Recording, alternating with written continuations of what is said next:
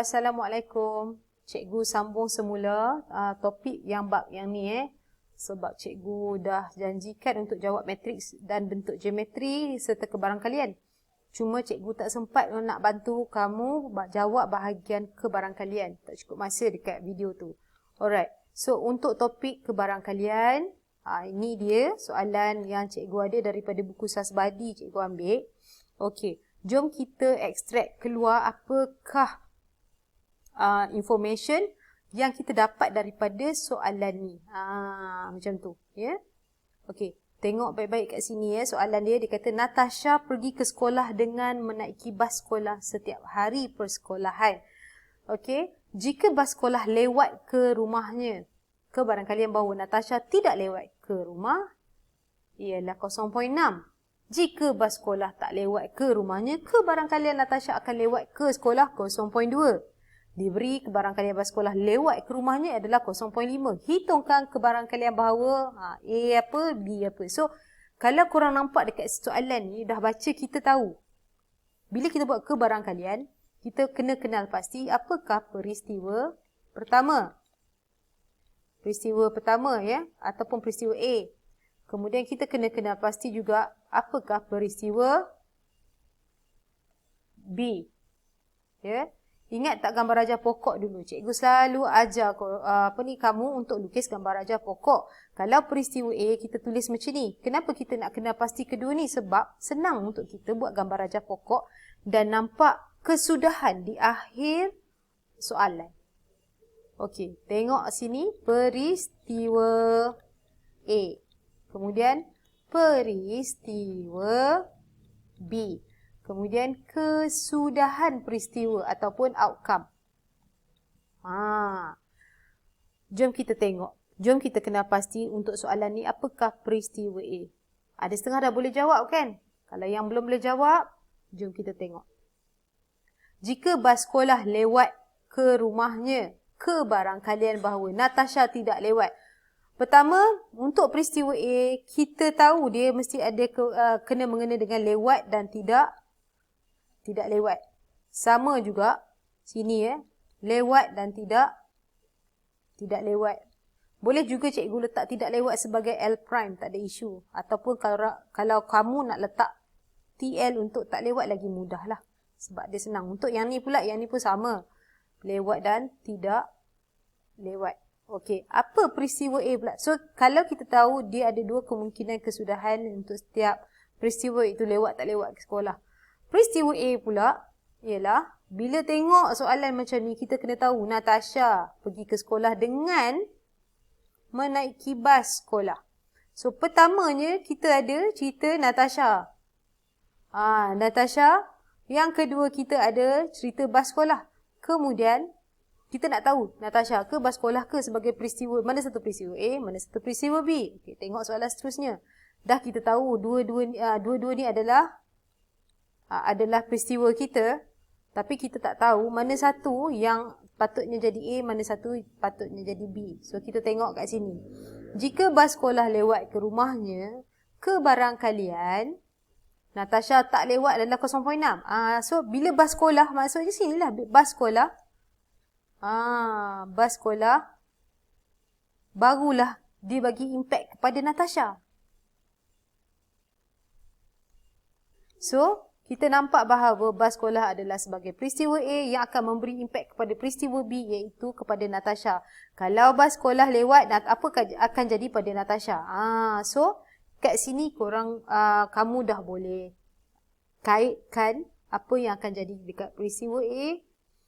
Kemudian disebabkan peristiwa A, maka apa yang akan berlaku kepada peristiwa B. Okey. Untuk yang pertama, ayat pertama, kita dah banyak membantu kita kat sini. Kita dah keluarkan maklumat. Yang kedua, jika bas sekolah lewat ke rumahnya, maknanya sekarang kita duduk dia dengan lewat ya. Sini lewat. Kebarangkalian bahawa Natasha tidak lewat adalah 0.6. So, kita diberi 0.6 dekat sini. Lewat sini ya. Kemudian bas lewat, kemudian Natasha tak lewat 0.6. And then, ini dah siap satu maklumat dia dah pakai. Jika bas sekolah tidak lewat ke rumahnya, maknanya ini sekarang kita guna kali hijau. Okey, peristiwa tidak lewat, bas sekolah tidak lewat. Kebarangkalian Natasha akan lewat ke sekolah. Okey, lewat ke sekolah. Untuk yang ni, lewat ke sekolah. Ya, tengok. Untuk peristiwa bas sekolah tidak lewat tapi Natasha lewat ialah 0.02. So, kita tulis ini 0.02. Diberi bahawa kebarangkalian bas sekolah lewat ke rumahnya adalah 0.15. Diberi kebarangkalian bas sekolah, beri kebarangkalian bas sekolah lewat ke rumahnya adalah 0. Teacher tak tahu habis kala dah ni. Okay, pen teacher pula sangkut 0.15 sebab dia kata lewat kan. Tak nak jalan pula dia. Bas sekolah lewat ke rumahnya. Okay, korang kena tunggu kejap. Teacher akan troubleshoot kejap benda ni. Habis terconteng sebab dia hang tadi kan. Okay. Semula kamu tengok teacher guna kali ni. Kemudian ayat seterusnya diberi bahawa kebarangkalian bas sekolah lewat ke rumahnya adalah 0.15. Ni bas sekolah lewat 0.15. Hitungkan kebarangkalian. Maknanya semuanya dah diberi. Bila dia bagi macam ni, perlu diketahui bahawa kebarangkalian peristiwa itu berlaku secara penuh adalah 1. Maknanya kamu tengok kalau sini 0.6, kita ada lagi 0.4. Balance dia iaitu 1 tolak 0.6, maka kita akan dapat 0.4. Ya, 1 tu apa? Okey, mari cikgu terangkan untuk yang tak jelas. 1 tu maksudnya 100%. 0.6 ni adalah 60%. Tolak 60%, makanya kita akan dapat 40% lagi kebarangkalian. So, bila kita main dengan kebarangkalian ni, ini cara sebenarnya kita baca kebarangkalian. Dia hanya bermula dengan 0 sehingga 1% sahaja. Range untuk jawapan. Dia ada per kerana 100 per 100, 60 per 100, 40 per 100, macam tu. Maka kita dapat ini. Kemudian, harap yang tu kamu faham lah. Kemudian, untuk 0.02 ni, ambil 1 tolak 0.02 ni dapat berapa? 0.98. Okey. Kemudian satu lagi yang ni pun dia dah bagi 0.15. Balance kat sini 0.85. Ini adalah maklumat yang kita boleh guna pakai untuk menjawab soalan ini. Seterusnya, bila kamu dah buat semua ni, ingat kita mesti baca apakah kesudahan gambar rajah pokok yang kamu lukis ni. Tengok sini yang pertama, L. Kita ada L, TL. Apa ni? Lewat, tak lewat. Macam tu. Yang ni TL, mula dengan TL. Kemudian L. Seterusnya, TL. Kalau tak buat macam ni, memang agak susah agak susah dan payah untuk menjawab soalan ni. Okey, seterusnya, daripada yang ini, barulah kita boleh menjawab apa soalan A. Soalan A dia kata, bas sekolah lewat ke rumah Natasha. Maknanya, peristiwa pertama lewat. Tapi Natasha tak lewat. So, kita ada L, TL. Maknanya, untuk yang ni kita ada LTL. Mana satu? Ya, betul. Yang ni peristiwa, kesudahan peristiwa untuk soalan A adalah LTL. Okay, cikgu tulis kat muka surat sebelah. Okay, untuk satu Okay, untuk satu, LTL.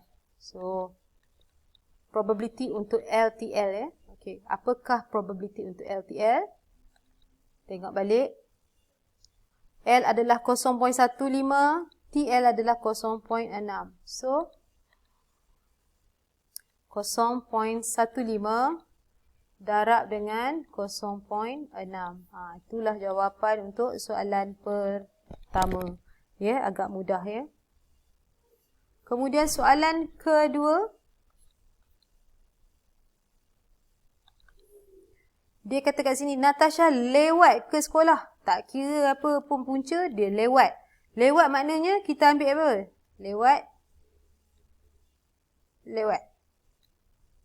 Betul tak?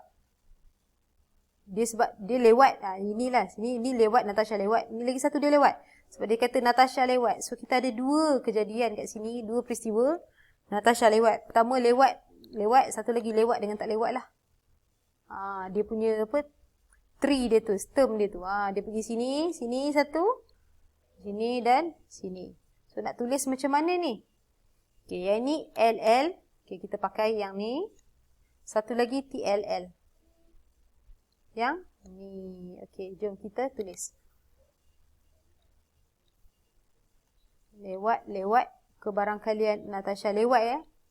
Dan lagi satu, bukan lagi satu, tambah ya. Ditambah dengan ke barangkalian Natasha, apa dia kata ni? Tak lewat. Sebab dia Natasha lewat dua-dua. Ni lewat dengan lewat. Sebab Natasha kan duduk dekat peristiwa kedua. Maka ni lewat. Memenuhi kemahuan soalan. Okey, untuk soalan ni, kita just masukkan nilai. Tengok balik dekat gambar rajah ni. Lewat-lewat 0.15 dan 0.4. Nampak tak? 0.15 darab dengan 0.4. Saya tulis balik.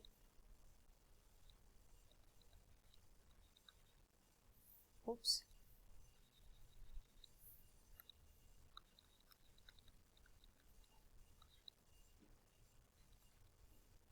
Tambahkan dengan apa kat sini. Okey, tengok. Yang ni adalah 0.12 darab 0.85. 0.85, 0.02.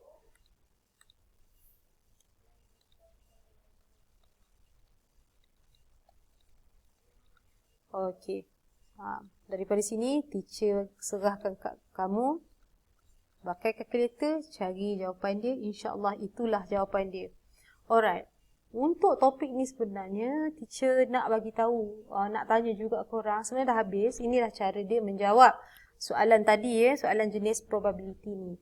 And then teacher nak juga tahu, sebenarnya kita sedang berhadapan dengan probability jenis apa ni. Okay. Balik kepada nota kita. Ini jawapan dia ya. Kita sekarang sedang berhadapan dengan peristiwa bersandar dan peristiwa tidak bersandar. So, apa jadi dekat bas tu? Kalau bas tu lewat, apa jadi dekat Natasha? So, peristiwa bersandar dan tidak bersandar. Maka kerana itulah kita berdepan dengan peristiwa bersandar tak bersandar. Maka kita guna hukum pendarapan untuk kebarangkalian. Macam tu. Kalau hukum penambahan, dia different pula ya. Dia different pula. Peristiwa tadi kita dah tambah sebab apa? Kalau kita buat penambahan adalah disebabkan dia berkenaan dengan saling eksklusif dan tidak eksklusif. So dalam cerita tadi, dalam soalan tadi, kita berhadapan dengan hukum pendaraban dan juga hukum penambahan, di mana hukum penambahan menunjukkan dia adalah saling eksklusif ya, saling eksklusif hukum dia. So, maka kerana itu kita tambah kita punya hukum pendaraban tu tadi. Itu soalan antara yang mencabar jugalah. So, harap korang belajar sesuatu hari ni. Okay. Untuk soalan ni kebarangkalian, soalan yang ni peristiwa A dan peristiwa B. Make sure ikut step by step apa yang cikgu bagi, iaitu yang pertama, kenal pasti peristiwa A atau B. Kedua, tahu dalam peristiwa tu apa yang berlaku. Dia mesti satu lewat, satu tak lewat. Dia mesti kontra. Ya atau tidak peristiwanya. Ada dua sahaja cabang dia kat sini. Kemudian cabang yang sama akan kita guna pakai untuk peristiwa B. Kemudian kenal pasti value ataupun nilai-nilai yang perlu untuk setiap peristiwa, macam cikgu isi tadi, iaitu 0.15, 0.6 yang mula-mula kan. Kemudian 0.02. Bila diberi nilai begitu, barulah kamu akan kenal pasti apakah nilai yang sebaliknya, seterusnya, iaitu nilai-nilai selebihnya, dan kenal pasti kesudahan. Okey, takat itu saja untuk malam ni. Selamat mencuba. Assalamualaikum.